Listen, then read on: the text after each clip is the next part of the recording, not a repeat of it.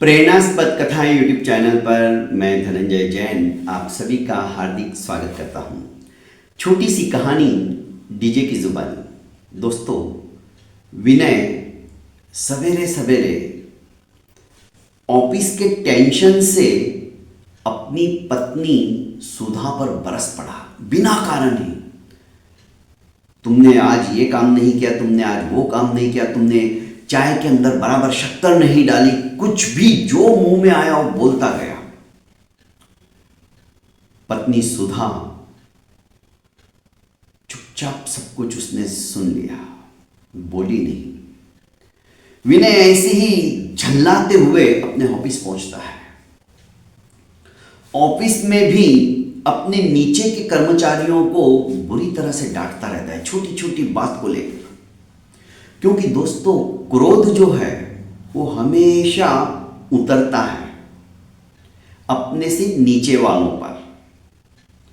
कभी भी देखना, पिताजी ने यदि मां पे गुस्सा किया है ना, तो मां वो गुस्सा बच्चों पर निकालेगी और बच्चे अपने छोटे दोस्तों पर निकालेंगे।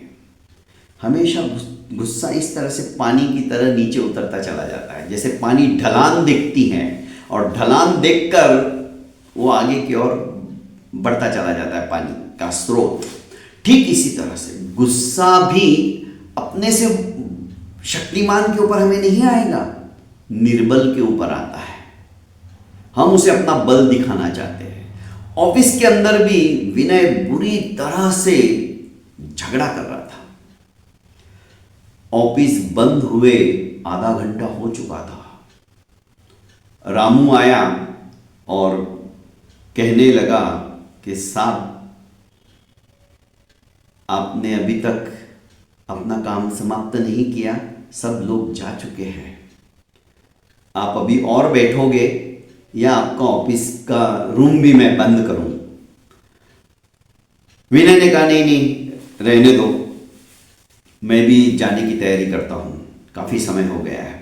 अपना लैपटॉप बंद किया। विनय ने लैपटॉप को बैग में रखा, कंधे पे टांगा और घर की तरफ चल पड़ा।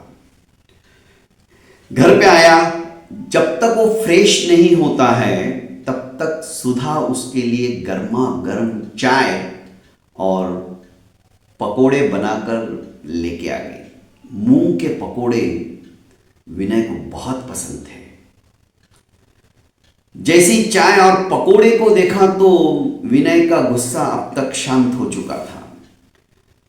सुधा उसी के बाजू में आकर बैठ गई तो विनय कहने लगा कि सुधा, मुझे माफ करना, आज बिना कारण ही मैंने तुम्हें बहुत जली कटी सुना दी, बहुत बुरा भला कहा।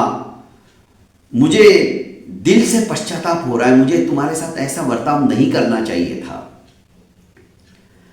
सुधा ने हंसते हुए कहा, अजी आप भी क्यों मुझे शर्मिंदा करते हो? आप दिलो जान से मुझे प्यार करते हो तो आपको हक है मेरे ऊपर गुस्सा करने का भी। गुस्सा करने के लिए किसी और को ढूंढोगे क्या?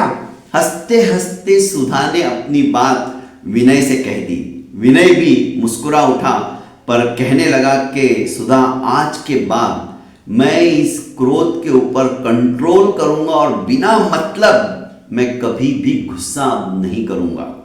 दोस्तों, गुस्सा उस दियासलाई तीली की तरह होता है। जैसे माचिस की तीली, वो पहले खुद जलती है और बाद में दूसरों को जलाती है।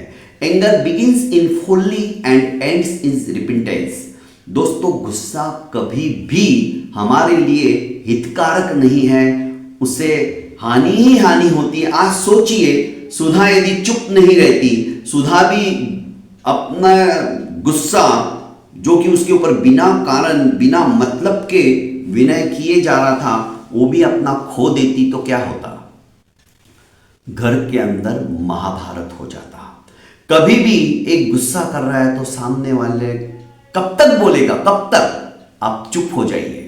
जैसे ही धीरे धीरे धीरे गुस्सा शांत हो जाएगा, वापस एक दूसरे का मिलाप हो जाएगा, एक दूसरे के विचार सुनने की क्षमता हमारे मन मस्तिष्क में आने लग जाती है। क्योंकि जब गुस्सा आता है तो हम सामने वाले को सुनते ही नहीं हैं, कुछ भी नहीं सुनते। तो दोस्तों यही कारण है कि गुस्सा आत्मा के लिए भी हानिकारक है। इस क्रोध को, जो चंडाल चौकड़ी में क्रोध, मान, माया, लोभ 4 बताए जो कि आत्मा को गर्त के अंदर ले जाने वाले हैं, उसमें सबसे पहला क्रोध ही है।